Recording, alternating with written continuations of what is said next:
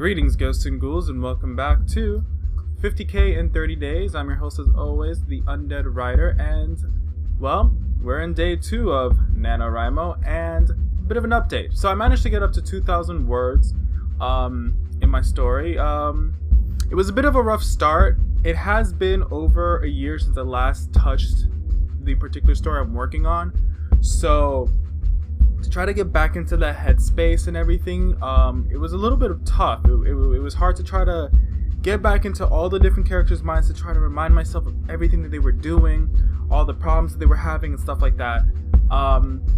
Fortunately, I do have a bit of an outline. I have sort of planned out what the story is supposed to do, but when it comes down to the nitty-gritty, it can be a little bit difficult to kind of like really get back into it. In particular, writing was a scene with dialogue. It was a very dialogue heavy writing session, but it was good. I finally managed, after about an hour or so of just kind of struggling, starting, stopping, going back and going, and starting again and all this other stuff, I managed to actually complete the scene and get up to my 2,000 words. My goal is to at least write 2,000 words every day so that I can get up to the 50k at the end of the month with some extra leg room and change. I think the minimum you need is like 1,500 words or so, around there. I like doing 2,000 words per day so that I have some leg room, and in the off chance that like I cannot record on a specific day, or if something happens and I just, I'm not recording, I'm sorry, if I can't write on a specific day, if something just happens and I can't just sit down and launch out 2,000 words, well, I have some words already from the previous days to kind of make up for it, and I don't fall too far behind. And yeah, so pretty good. I can't wait for later today to finally just kind of go in and just keep the momentum going, because that's important. Is keeping the momentum. It's one of the most important things for NaNoWriMo, is just keep going. You do not want the ball to stop. You want to keep it going. You don't want to give yourself too many breaks and excuses early on, especially when you're trying to get yourself into a writing pattern. So speaking of planning things out and having kind of the outline or whatever, I felt like it'd be a good way to start day 2, talking to you guys about the different ways that writers kind of write their stories, how they kind of, how they start and how they kind of actually complete a novel.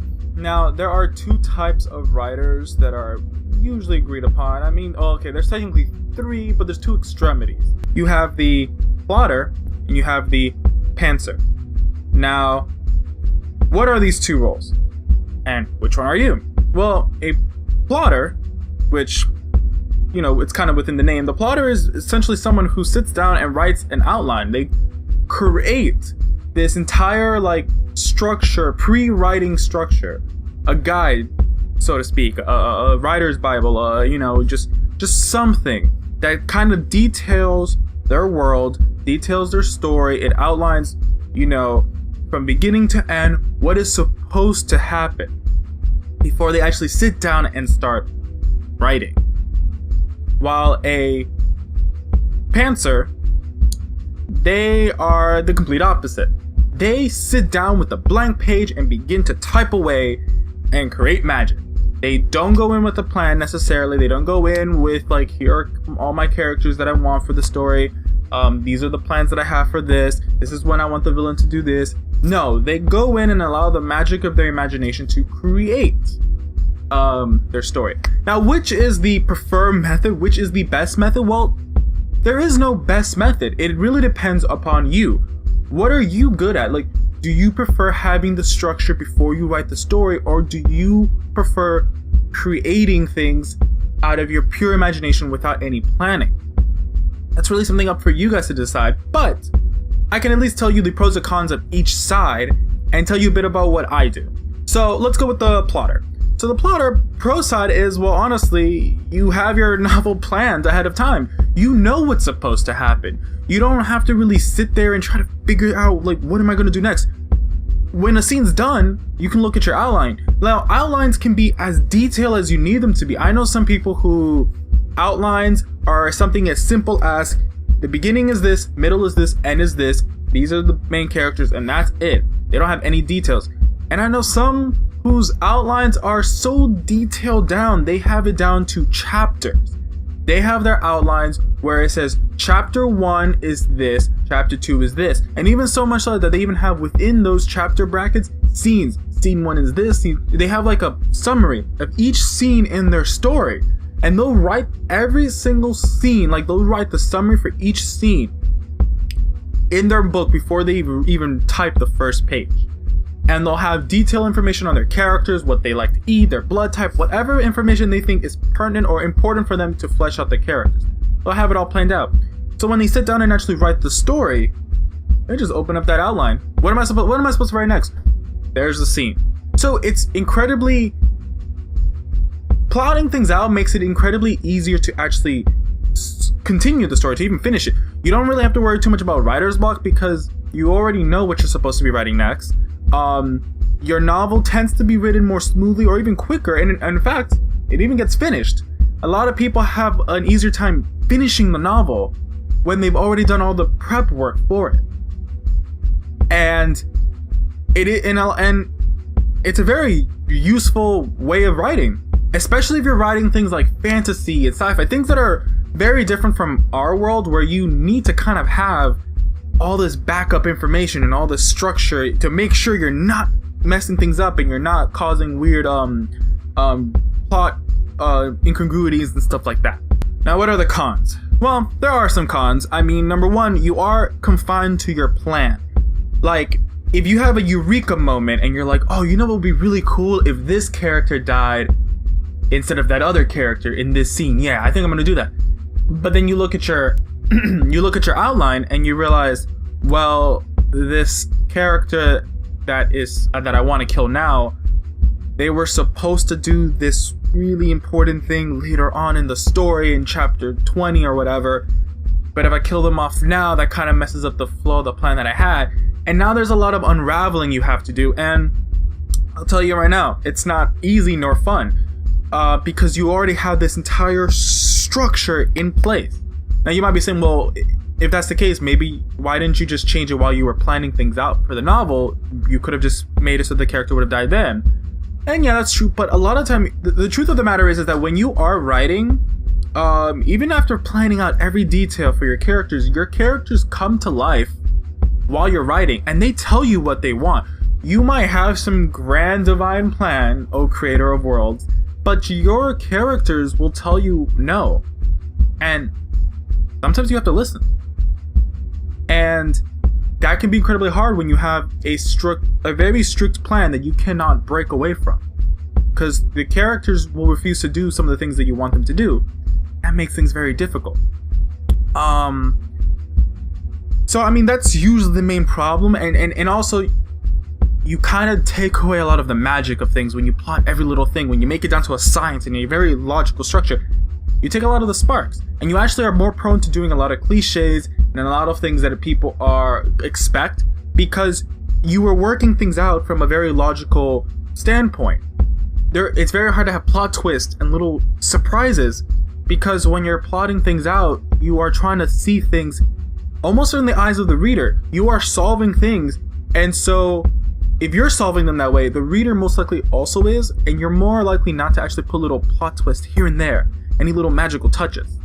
So those are some of the problems for, plotting things out. Now, for the Pantsers, which always has a very funny name for me, what are their pros? What's the purpose of being a Pantser? Like, is it good or whatever? I mean, there's some flexibility. Like, you are creating this novel while you are sitting down with a blank page, and you are just creating wonders. You are doing whatever you can. Things are coming in left and right. You're just typing them out. You're more like a medium for this other world, this story that's coming in. And it's, and you have complete control over it. If you want to kill off a character, kind of to talk about from the last point, if you want to kill off a character, you can kill off a character. You have no outline that's going to constrain you. You can just do whatever. It's a lot of freedom. You can do a lot of changes when you're just, free writing, kind of. And you can always go back and change things, and it won't destroy the structure. However, and there's not really much pros that I can keep saying about Pantsers, because it's just pretty much just freedom. You have the freedom to do what you want without having to go to a guide without having to worry about the structure of things. You just let your imagination, it is pure creativity. Now the con is the fact that you don't have a plan. You have little to no planning at all. Like, you don't actually know what's next. Writer's block is real, and it's really hard to get rid of because sometimes you just don't know what should be next. You don't really know what you should be doing. Honestly, it is easier when you're a pantser to abandon your work, or find other novels that catch your interest, other ideas that catch your interest. They might not fit in your current story, so you kind of push it to the side, and then you work on another novel, and then you're like, oh, but I have this really cool idea, so you push that novel to the side, and then all of a sudden you have 10 unfinished novels. And you're working on the 11th one, and you're already having plans for 12, 13, and 14. So that's kind of the problem with being a pantser. Me personally, I lean towards plotter, but honestly I'm a bit of both, and I find that most writers and most successful writers are a bit of both. You do want to plot things out, I find. You do need some structure. That's important because you don't want to create little incongruities here and there. You don't want to, you know, you're 20 chapters in and you introduce this new kind of idea, but then you realize that directly conflicts with something that happened in chapter 3, and then you have to go back to chapter 3 and figure out how to fix it, and it can be problematic. I read a lot of, I prefer writing fantasy. That's kind of my thing of choice. Modern fantasy, urban, you know, regular fantasies, whatever. Horror fantasy, supernatural. So I need to have rules in place of how magic works, how creatures work, where they come from. I love world building. But so I need to have some kind of structure, but I learned that sometimes you need to just sit down and write and just see what happens. Now with the current novel that I wrote, I did plan some things out initially, years ago. I had an idea, I had the seed. I created a seed, an idea of what I wanted. I put a little bit of structures here and there, and then I stopped. So last year when I went to do NaNoWriMo, I decided to, you know what, I'm just gonna sit down. I have the initial beginning in my head. I'm just going to write. I'm gonna see where it takes me. And I wrote about 100 pages in. And then I stopped. And then I said, okay, I have something. Let me start building this world now. And that was a method I've never done before, but it was really fun. I got to explore, I got to understand these characters, that they were born from the pages. And now I got to give them life. Now I got to recreate things for them. Now I got to create the world. I got to figure out how they live in this world. And so I believe you need a bit of both. That's my method of how I kind of go through things. You want to give some magic. You want to let the pages speak to you. And like I said, I have tons of plans for these characters. And already they're telling me, nah, but I want to do this stuff. And I say, you know what? I think that's a good idea. Let's go your way. I'll rewrite things midway. Now I have some experience because I do DM. I play D&D, Dungeons and Dragons, and I'm usually the dungeon master. So I'm used to having plans and having them ruined by characters who won't listen to me, aka the players. So I do have some experience in rewriting plans on the fly and doing different things and stuff like that. And that does have to carry over into your writing. So let me know in the comments below. Are you guys plotters? Are you guys pantsers? Which do you prefer doing? Are you both? And if you're doing NaNoWriMo, what are your plans for this? Now, I will say this, NaNoWriMo, by the definition of how it works, at least traditionally, it was always supposed to be kind of just sit down and write, so more pantser focused. But I think some people have done a lot of prep work beforehand, usually the month before. They get their outline and then they sit down. My advice to any of you who are doing NaNoWriMo, remember that you need to get to 50K. Like, that's the goal. Those 50K words do not count. Your outline does not count towards them. So if you haven't already started an outline, it might be a bit too late, but if you do need the outline, if you do need to plan things out, and I definitely encourage you, you might want to do a simultaneous, you might want to have to outline, but know that you'll have to catch up with some words. And honestly, if you don't actually make it to 50K, it's fine. Just, you know, write. I still have some of my outlines from weeks and months before for the story, so I've been using that. They need to be tweaked because there's been a lot of changes and a lot of ideas that I've been growing. But just know that if you are plotting things out now at this point, you will still need to write the actual story. You cannot spend the month plotting things out because you're not writing the novel. Alright, to wrap up today's vlog, I'm going to give you guys my book recommendations. I actually have two because they're actually put together, and this is going to be a huge throwback, but I have with me, really old book, Michael Crichton's Jurassic Park. Yeah, you know, the movie, Dun dun dun dun dun. Yeah, with the dinosaurs. Yeah, if you didn't actually know, Jurassic Park was based off a book. This is the book. And I also have The Lost World, its sequel. So there you go. I definitely recommend these two books. They're different from the movies. A lot of characters are pretty different. The reason I recommend them is honestly, they are very informative. They have an interesting story.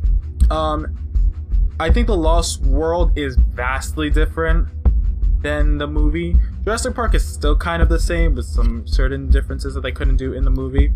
But they're both very good books that kind of talk about biology, and they're very informative. They kind of teach you things interesting facts that I didn't know about dinosaurs, and about how, you know, the dinosaurs in Jurassic Park, they had to do some modifications to make them the way they are, because the way dinosaurs actually act and the way they were, even down to the way they move, was so different from what we understood dinosaurs should have been back then, that they had to make some modification. And it really just goes into the biology of the dinosaurs and these characters kind of interacting, and it's really interesting. And I actually remember I read it in one sitting, and I loved it. And so I think Jurassic Park is better than Lost World. In my understanding, Michael Crichton wrote The Lost World in response to the success of the Jurassic Park movie, and he was pretty much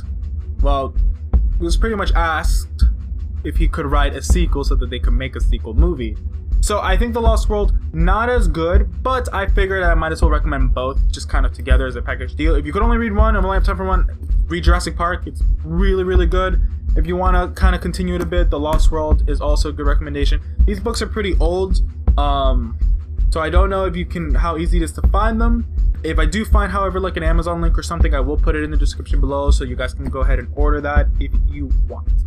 So, okay, I'm gonna wrap things up. I think the next episode, I'm gonna talk a bit about one of my favorite things of all, world building. I love building worlds. I love building universes for my story. Sometimes I spend way too much time on that than actually writing the book. But I'll talk a bit about world building, some of the steps that I take, some of the steps I've seen other people take online and what they talk about, and give you guys some advice on what you should do if you want to outline and create a world before you actually start writing your story. Alright? Well, I'm gonna get going because I need to start writing my 2,000 words today, or else I'm gonna be really mad at myself. So, thank you guys for watching, and I'll see you all in the next episode. Take care.